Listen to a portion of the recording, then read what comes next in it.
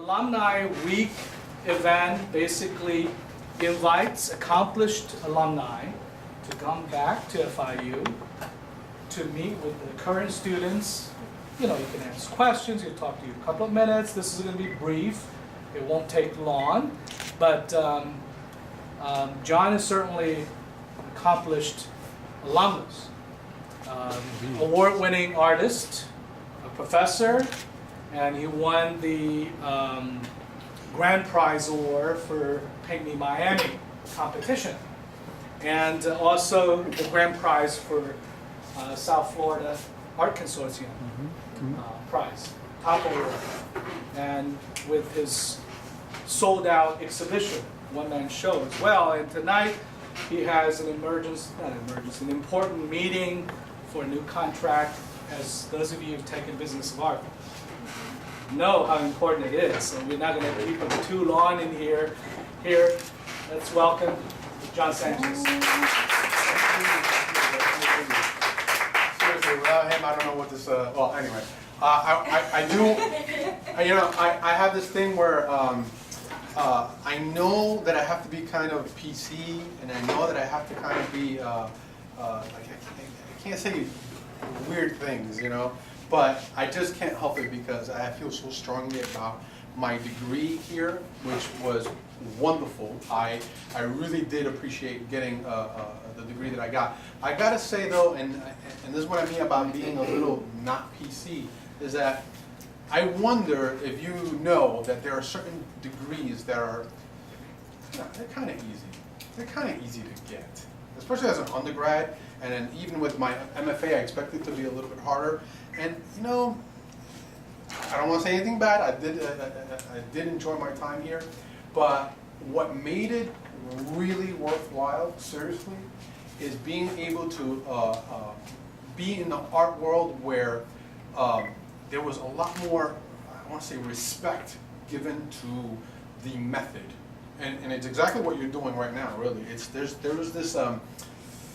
I give a little lecture talking about how we could start an art class, a drawing class, in that it is it could be pretty easy or it could be pretty rigorous. And what I mean by rigor, it could really go up against, I would say, any other profession or any other major's difficult classes. Do you get what I'm saying? Whereas there could be art classes where you can walk in and the teacher can be, all right, paint that over there, and then walk out and eat an apple and you know, do stuff on a phone.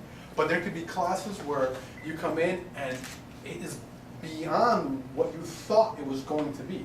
Like, it's actually difficult. You have to really think this stuff through. You really have to understand some of the steps of what you're doing. And honestly, if it wasn't for him, it would have been kind of you know, I should shut off the recording, right?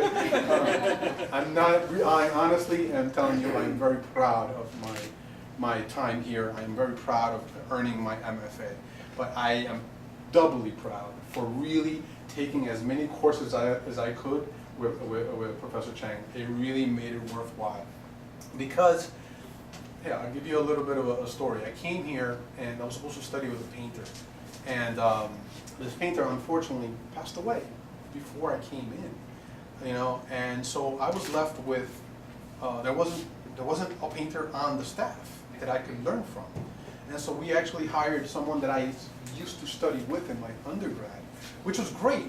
But that was something that I've already dealt with. I wanted to expand. I wanted to grow. I wanted to get stronger.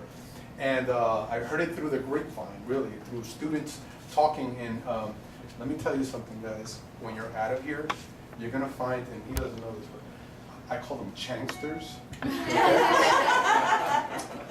You're gonna find them around, and I've met quite a few, and it's always great, either reliving of the past. I'm going, yeah. Wasn't that awesome? Wasn't that, you know, painting in the garden awesome? Wasn't that, you know, still life class or even classical drawing? Wasn't that awesome? Yeah, it was freaking awesome. You know why? Because you're not really getting it anywhere, but not only that, you're getting someone who really Okay, he doesn't know this, but I think he's a walking encyclopedia of the 19th century. Okay, and I let people know, I really do, where I am now and where my studio is, and they ask, so how, where, you know, and I go, his name comes up constantly. So really, thank you for that. Thank you for being here, because if it wasn't for you, I think, well, no, wait. You enhanced my degree, okay? All right. All right. All right. So I'm gonna talk to you a little about myself and some of my work. This is my new website. Literally last Saturday, it went up. Okay. So I'm not sure quite how it works, but I have an old one that I could refer to with some of the other paintings. But again. I guess what I might say, what I'm after in my own work is there's an idea that, okay, so you think of a classic story, a classic book, or a classic movie. What is it that makes them classic? What is it that we keep thinking about those movies and goes, yeah, that was a great movie, or that was a great book. And what I think that runs through those things is that there is something in it that kind of includes us into the story. In other words, it could be a story that may take place in space, but the drama that's happening in the work of art, as far as like a literature work of art, I think that you could relate to it. So really, my conscious decision is to really paint my life, my world, what I see around me. But with that, I really do believe that I'm not alone. It's our life. It's us. You know, I think that we, even when looking at this painting, I think that even if you haven't been, this is a scene in Asheville, North Carolina. Even if you haven't been to Asheville, North Carolina, you certainly can understand walking past this and going, yeah, of course, I see this often. I see this, the sun coming down and shining off these cars often. Heck, it's probably happening right now, right outside. So I find myself, especially in South Florida, driving around and seeing these moments where I wish that I'm like, man, I need to stop this. I need to hold on to this, and I need to be able to share this with everyone. And again, the idea is that my work is meant to be inclusive. It's meant for us in a way, right? Another way I like to talk about that is that, technically speaking, what we kind of see here. Say these cars over here aren't as focused or as fully rendered as these over here, because I'm using the idea that we look at things with selective focus. So right now I'm talking and you're looking at me, but you're certainly aware of all the other things around me. So I consciously say, all right, this is where I want people to look. And as artists, it's my opinion, as artists, I believe we are directors of people's eyes. We tell you where to look, or you tell us where to look. And each of your paintings, you're going to tell me where you want me to look, right? And I believe, as far as the technical point of view, is that we have a selective focus, just like we do every single day. Whatever you're thinking about, well, there's so much more to think about, but you're thinking about these specific things right now, right? So it's selective focus. So there's a little bit of selective focus, and really showing the world as we know it. I believe as well that art is a sort of mirror to our culture. And so whatever artwork that you might be attracted to or attracted to make, I mean, that's the mirror, that's the thing that you see every single day. That's the thing that attracts you, that what grabs your attention. And again, it's this idea that all I'm doing, and for those that like the work, right, all I'm doing is really just showing your life, which is my life, which is our life. And those that don't like it, it's still the same idea. It's like, okay, here's a slice of life, right? So it's either, oh, that's just a slice of life, or man, that's a slice of life. You know what I mean? So we're getting that, and that's my goal. That's really what I want to do. Maybe I can show you some more stuff, and it's going to be interesting because this might be one of the first times I'm working with this website. Yeah. Okay. It works. It works. Worlds ahead. It works. Yeah. Right. Oh, so you know this one, of course. This is the one that won me a nice prize. And he was part of that whole judging thing, which was very nice. Really nice for him. although I already know it was anonymous. I'm not the only one. He didn't know it was my painting. Oh, come on, man, he's a master. He knows. He's got to see one. Yeah, yeah, I know who brushstroke that. So this one won me the Paint Me Miami Award. It's literally Flagler. It's I don't know what avenue, but we're driving down Flagler. Again, it's supposed to be generic enough that it includes us. It could be anywhere USA, right? It's anywhere USA, but it's also personal enough that lets you know, yeah, I have been in this situation, right? So we got that. So I'll tell you a story. Professor Chang knows my wife. Okay, he was her teacher for a while as well. So this painting, I for a while lived inside the gallery, literally inside the gallery. The gallery had an apartment and I had really cheap rent. And part of the rent was that I got to clean some toilets, sweep up. I did whatever I had to do. And I also learned a great deal in learning how to put up shows. Putting up paintings, putting up artworks, putting up things that they call art. But whatever, I helped in that, so it was a great exchange. Where I lived, it was windowless.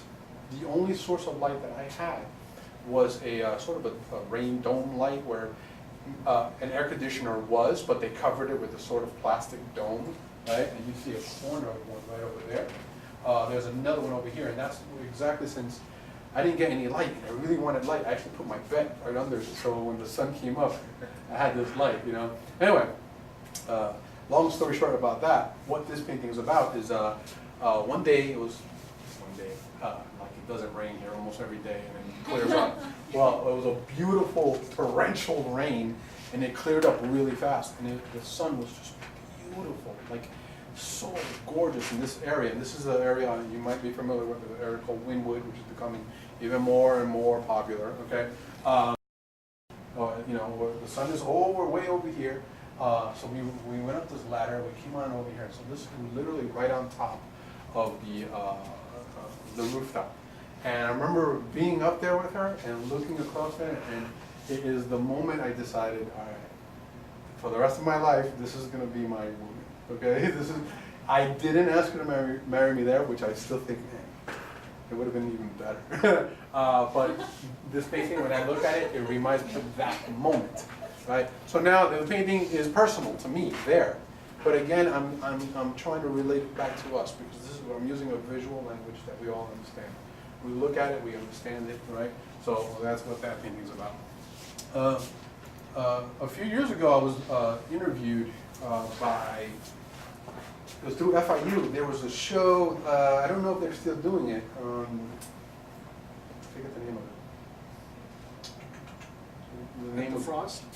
It was the Frost, and it was that special class that Honors? That was honors class. I forget what that. And so what it is that certain students they choose an artist and somewhere in the community, and they kind of research them and they put a show together, and so you get interviewed. And I remember one of the questions was, what are the paintings about? And I meant it as a joke, but as I said it, I realized, you know what? No, not really. It's not. It's not a joke. It's actually true. So everything that I've been saying is true. But if we take off all these layers and I really want to tell you what my paintings are about, it gets kind of cathartic in that I can't afford a psychologist, all right? So I want to know more about myself, right? It's almost egotistical. I want to know, who am I? And so I get a body of work and I realize, okay, what am I painting about? What am I trying to, why am I attracted to this particular scene? Why am I attracted to that particular scene? And I realized that, here was the joke, this is how I answered it. I was like, I paint New Jersey wherever I am. So I just look for New Jersey wherever I am. So what I really meant by that is that it's wherever I grew up, whatever reminds me of where I grew up. And so I just look for things that remind me of those moments of, there's I want to say a blue collarness that I grew up with. Both of my brothers are military and they work with their hands. I had a single parent house where my mom was working all the time. So I'm outside hanging out with my friends, and it wasn't bucolic, beautiful New Jersey. I'm over in Hudson County, which is really kind of, it has its gritty parts, you know, and I grew up around that. So we would play around trucks and you know, oil-stained ground, or throw rocks at each other, or whatever it is. And so I really looked for something that reminds me of that. And again, that's what this is. This is just a pizza shop, and this happens to be actually in New Jersey. So it was a rainy night, coming home from I was up there visiting my brother, coming home, getting off the bus, and it was just like kind of nice light drizzle. So I got a chance to really get a good feel, I think, of what that New Jersey is to me. So, heck, you're absolutely not more than welcome. Come on, get on my website. I need clicks on this damn thing, okay? Absolutely check out more of my work. And if you have any questions, you know, please, I'm more than willing to talk. Believe me, I could talk all night, especially when it comes to this stuff. So this one here, this one's owned by the Frost Art Museum, which you can't see all that well. We could turn it out for a second, I guess. Yeah. Yeah. So it's a little bit better, yeah. Yeah. So the Frost actually owns this one. Very nice of them. Again, looking for whatever reminds me of New Jersey. Are any of these watercolors? I'll tell you, that, good question. I don't have everything up, but I might have. Nice. These are drawings. You know what? This may have been an assignment for him. I think this was an assignment. Yeah. Yeah. This was an assignment. That's right. I call this, and to be a little, you know, risque, I call this a good night. See, I hope you see why. Jeans and a woman's dress.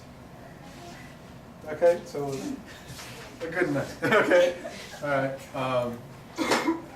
This one I call companions. So when we had our first baby, I have 2 boys now. One's he's just 10 months last weekend. Okay. But when my first boy was born, we still had to work and had to figure out how to make ends meet, of course, you know. And so part of the thing is my wife went to work, and so I took care of the baby. So when the baby was when I put him down for a nap, oh boy, that was my first kid. It's like, come on, just sleep. I know you're tired. Just go to sleep, right? When he finally would go down, I had my easel set up. This is in my living room, and I had these 2 chairs. You know, I still have these 2 chairs and a little table there. So this was every day. Had the easel set up. My wife was a little annoyed because she's like, "Can you just put away the easel already?" I'm like, no, I'm not gonna put it away. It's gonna stay right there. And I had to tape it down very much. I'm sure that you do sometimes, but we have to make sure we're in the same spot. So I would tape it down in case my wife came one day and just put everything away, you know. So I was like, no, you can't move this stuff. And it took me, again, there's that emotional aspect to the work of art. You know, I feel like I could look at any of my works and know exactly what was going on in the moment I was doing it. So yeah, so that's that. And I got a few other things, and please, you know, look through these. So you mentioned watercolor. I believe I might have something here that's watercolor. Ah, this is not watercolor, but that's my boy. Doesn't look like that anymore. Where's mom? Oh, Professor Chang, this is a scene in Paris. I forget the street, but I'm sure you know the name of the street. The beautiful music hall. I just came up from the subway. So the music hall is over here, and then if you turn around, there's a view, a street going this way, a street going that way, a street going that way. So I was in sort of a Avenue de l'Opera. Yes. Yeah. Who knows? Is that charcoal? Or That is charcoal. That is charcoal there. Yeah, Yeah. you look at the Garnier Hall at the Opera House. Oh, okay. And I thought I had some watercolors here. So none of the ones you've showed us yet are watercolors? I'm looking. I think, again, I don't know where. This is watercolor, but it's not very colorful watercolor, of course. It shows the techniques. Yeah. Though watercolor is a tricky bastard, isn't it? You know? So I'm actually using watercolor here, very much like I was painting with an acrylic or even painting, even almost using a pencil, right? But it is watercolor. I don't have many watercolors, and the fact that you asked, who asked? Was that you? The fact that you asked has just inspired me, so I'm gonna have to get into some watercolor. So I appreciate that. The work looks so liquid. It's some of it, even if it's oil paint, it looks like, are you painting in acrylic or oil? Oil, The they're other all things, oil. they're all oil. Yes. Some of them look like watercolor. I mean, through the image that we're shooting here, they're so liquid. Yeah, thanks. You know, I'm itching to say, the watercolors are due in the next 3 weeks. Critique. I realize I don't get to say that anymore. Any other questions? Yes? Where did you go to school for your undergraduate? Okay, so that's an awesome question. I'm going to answer it, but it's just difficult only because like I said before, I'm very biased. I'm not PC.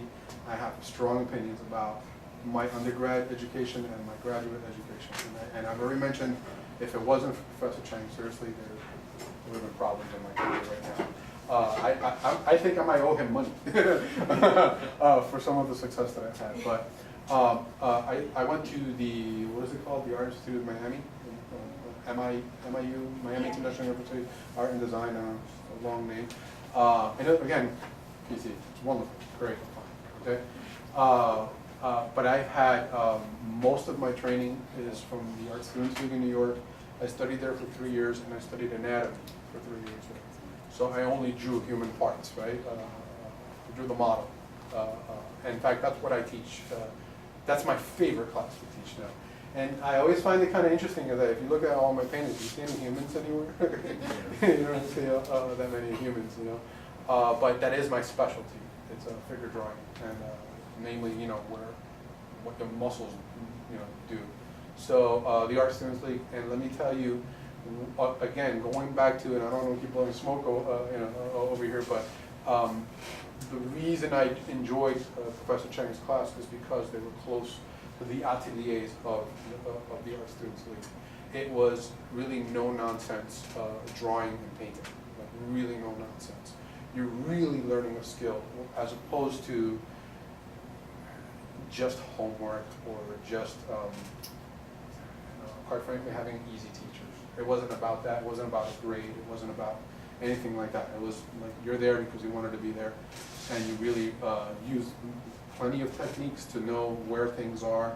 And it was 4 hours a day. Sometimes in the summer, I would do this 8 hours a day. And mind you, I kind of did it for 3 years. I kind of kept it secret, believe it or not. I come from a family that really. And I imagine most of you, or many of you have heard this, but art, yeah, do that on the weekend. Do that at night. Meantime, go get a job. And I came from that kind of family. And it comes from a good place. It really does come from a good place. My family cared for me. They love me. They don't want to see me get hurt. And they certainly have seen enough art, which I don't think they were exposed to enough of it, that they thought that maybe I have to draw stuff on the street and, you know, hope that people gave me money. And it took me a long time. While I was at the Art Students League, and I got to go see a show by the artist that taught me there, and I saw, you know, I saw his prices. I didn't know what red dots mean next to people. And he had a whole room full of red dots, and I got a list of the prices. I couldn't believe it. Like, I thought I was supposed to cut off my ear and then wait till I die or something like that. You know? No, not at all. Here is an artist who was not necessarily extremely world famous that I was learning from, and yet he was making one hell of a living. I'm talking just that one day, if I'm going to give you numbers, it was well over $100,000 that he made in one night. Not, obviously he didn't make it in one night. It took months and months and years to gain the skill in order to draw and paint what he did. And I just remember seeing that going, what? Like, what do you mean? Like, you could actually make a living at this? And I guess I'll finish with saying that the same thing with the idea of success. There are so many good-meaning people that will give you great advice in really pursuing this idea. I want to say it's a passion, yeah.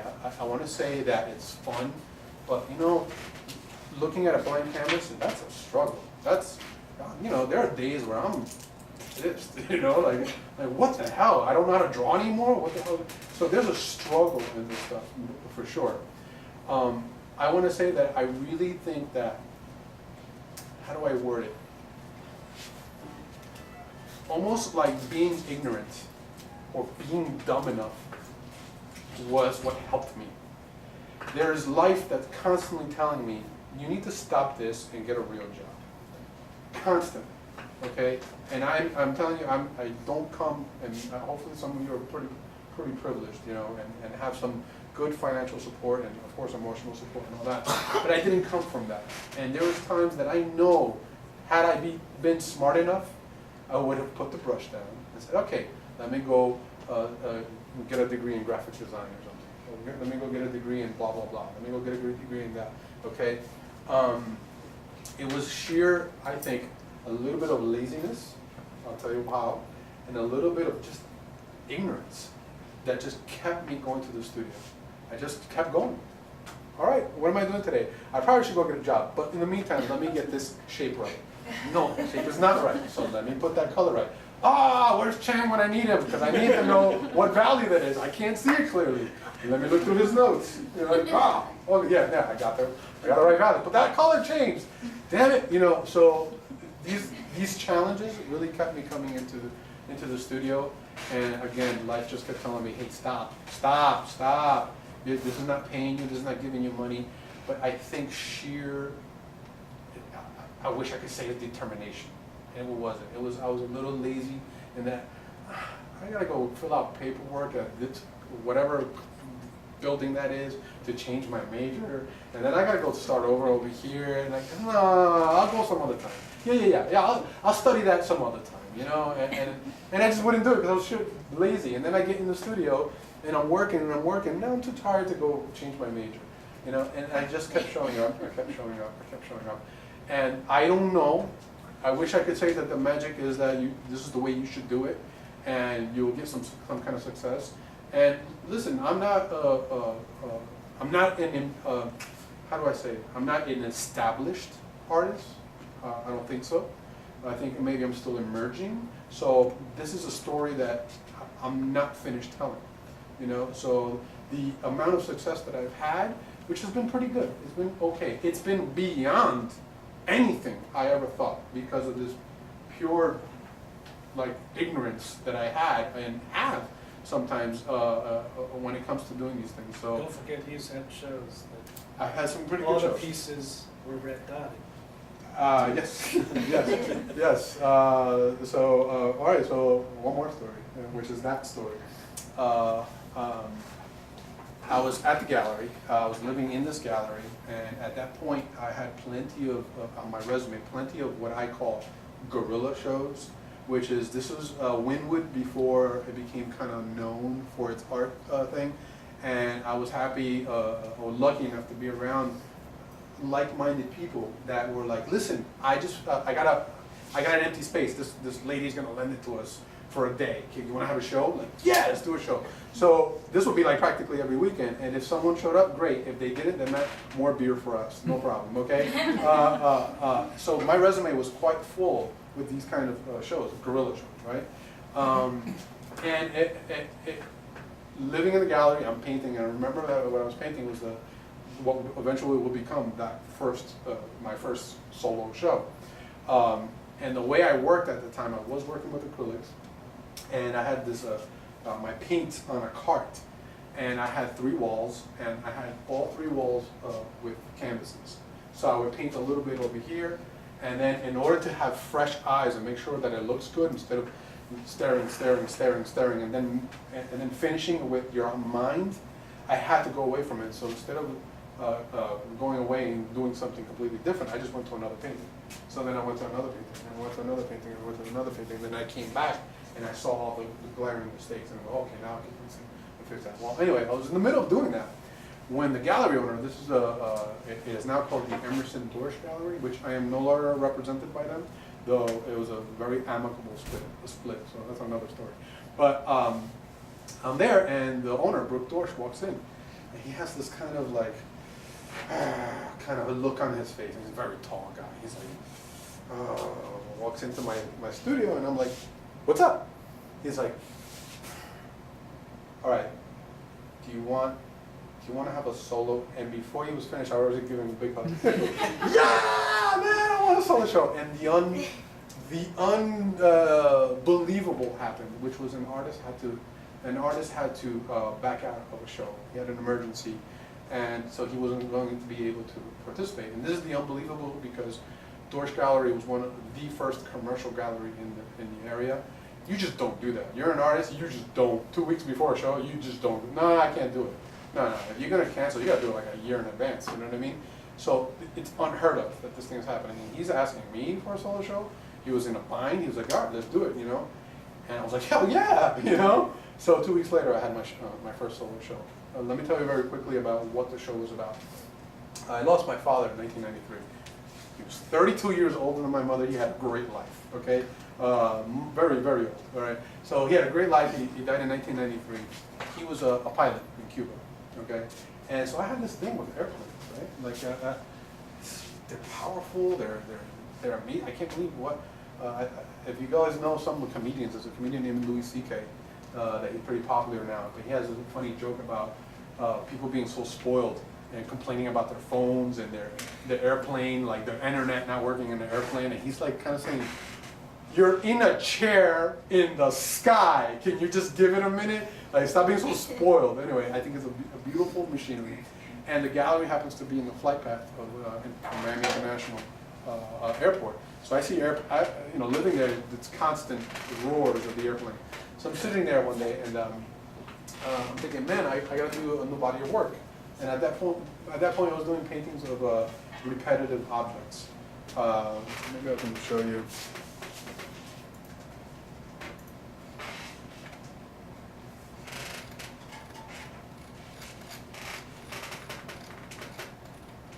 Yeah, this is my blog, and you can see some of the drawings and stuff. But let me.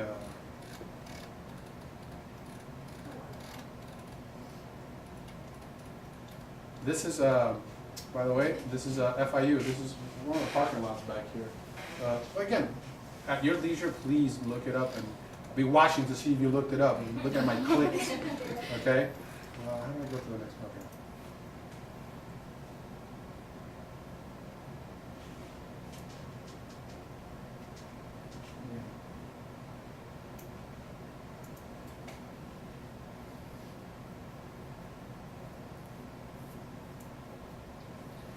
I believe I did this in your class as well. Yep. Which is living in Hausfurt, Germany. Living in Puerto Rico. Alright, I just want to get to the really early John Sanchez work.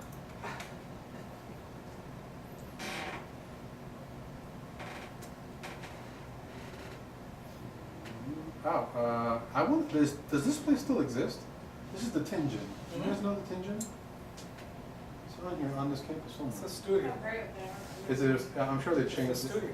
Yeah, it's actually it's the painting department, I guess. W? What is it? Is it next to W? Like W9. Yeah. Right across It's W9. still there. It's still there? Yeah. It's to them. Well, that's the Tin Gin. Yeah.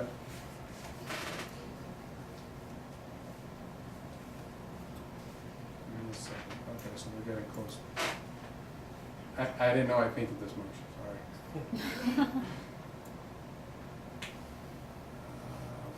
Where are you? Okay, we're getting there. Yep. Okay. So here's one example of the stuff that I used to do. Repetitive objects.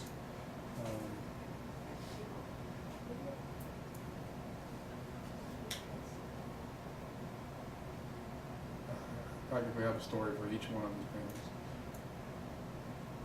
Oh boy, that was fun. I was a waiter. By the way, I was the world's worst waiter that has ever existed. There was a place in South Miami called it's a sports place. Doesn't exist anymore. Beverly Hills Cafe. I was a waiter at Beverly Hills Cafe. I was the world's worst waiter. And I'd come home tired as hell, but I needed to paint. And this painting is it's quite large. It's about this high from the ground. And so I'm painting with one color and just doing this repetitive stuff. Being repetitive kind of helped me in maybe controlling my, yeah, there I am doing it again. Controlling my arm, right? So anyway, yeah, so I was known for, I was doing these kind of things, and I was showing these kind of things, but for this solo show, I needed to figure out what am I going to paint about. So literally back in the backyard of the gallery, and I'm having, I'm imbibing in a good beer, and I'm drinking, and I'm like, man, what am I going to paint about? I don't know what I'm going to paint about. And I'm not necessarily overly spiritual, or I don't really believe in voodoo or whatever. I don't even know how to say it, but I can just tell you this. That I'm drinking a beer and I'm asking the question, what, to the universe, what am I going to paint? What should I paint? I'm done with this kind of stuff. I don't want to show this stuff. I don't care about this stuff anymore. What do I paint?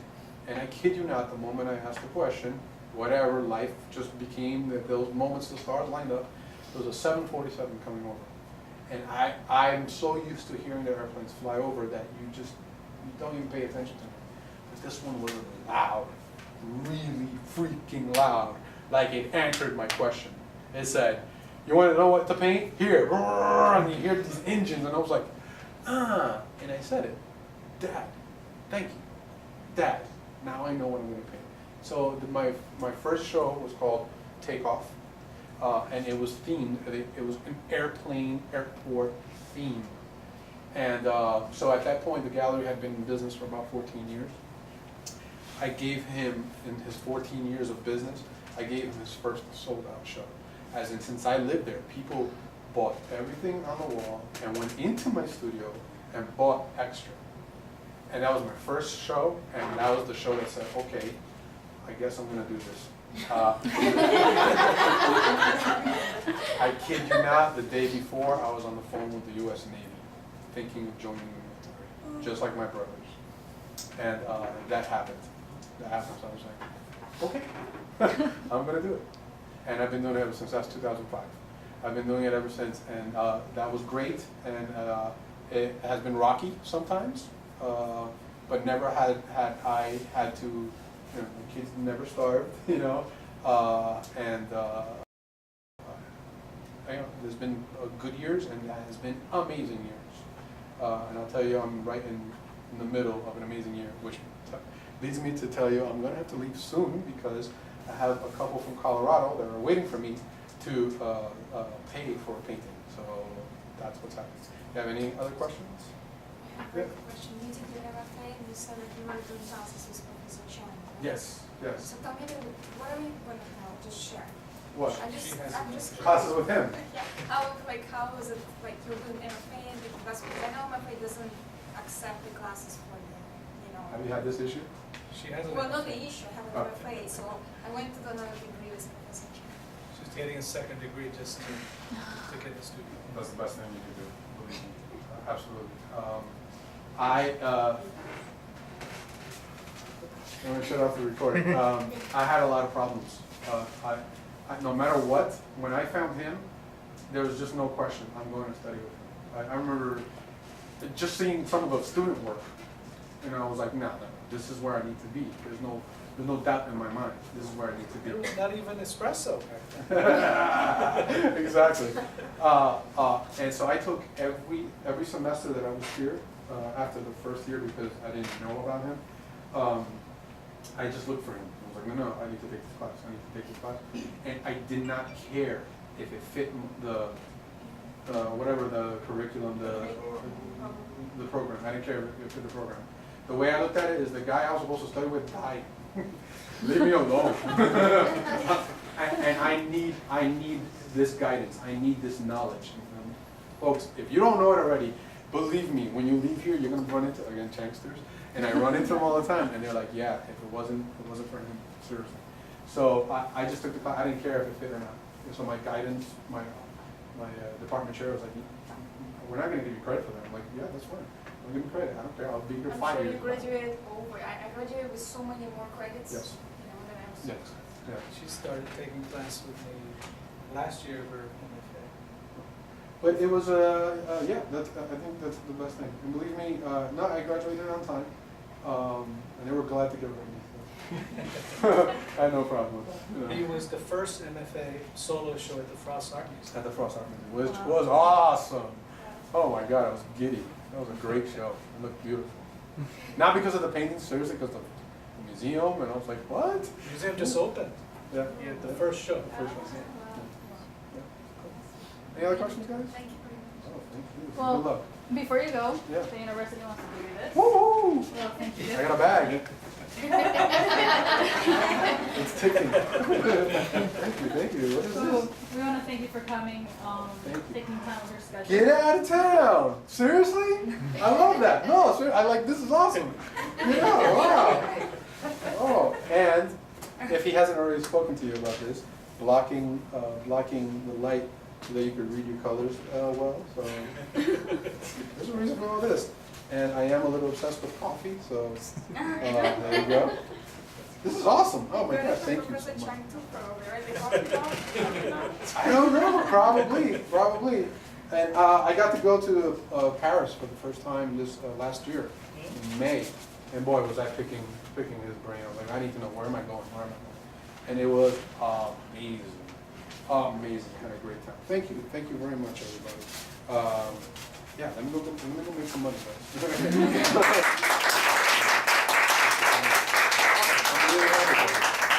much as I usually speak in my class, everybody knows me. I'm speechless. Well, Thank you. obviously, John's success is not just passion alone, as you know that. It's the spirit of learning, spirit of getting better, like there's no end. You know, every week we had home studio, we're used to home studio, and I have a Chardin, it's okay, it's Chardin. And he would bring Chardin, what about this, what about this? I said, John, only one. And back then I was critiquing that rule, I said, let's come in so people don't choke you. People bring one assignment, like, 3, where'd you find time to do it? He was working and getting the MFA and getting all the paper written and all that. So that's how he did There's a it. little bit of ignorance on this noggin that I have. Just keep showing up. That's it. Yeah. It's the perseverance, that's what it is. And come on, click on it, because I want to see some, like, I don't know what it does, but, Before you go, the paintings that you've done, are they based off photographs, like those moments you snap a shot, or is... many are, but I think you'll, especially if you're learning from him, you don't want to be a slave to the photograph. Yeah. The camera, the camera is doing things that the manufacturer thinks it wants you to see. So you don't want to be the slave to the photograph, because what's the point? I could just blow up the photograph and try to sell that, right? So no, there are things that you might notice in some drawings and some painting. I did rearrange things, and one of the things that I'm really trying to learn, and I think is exciting me, and has been exciting me for a while, is composition, which definitely I learned from him. And there's these books out there that talk about it in such a way that I'm just like, huh? What? Like Jane Hambridge, dynamic symmetry. Yeah. And so there's this idea as to where to place things on the canvas. It fascinates me because I play around with it. All right, the cloud in the picture is doing this, but well, I'm going to make it do this because it fits the sinister diagonal or whatever it is, So I need to put it in certain spots, So no, you never a slave to the photograph, but it's an extremely valid tool. Don't believe in the hype of that. You should never use a photograph. It's totally okay. Totally okay. Just know what. It's just a reference. It's not the actual work of art. Okay. Cool. It's been a pleasure, guys. Thank you.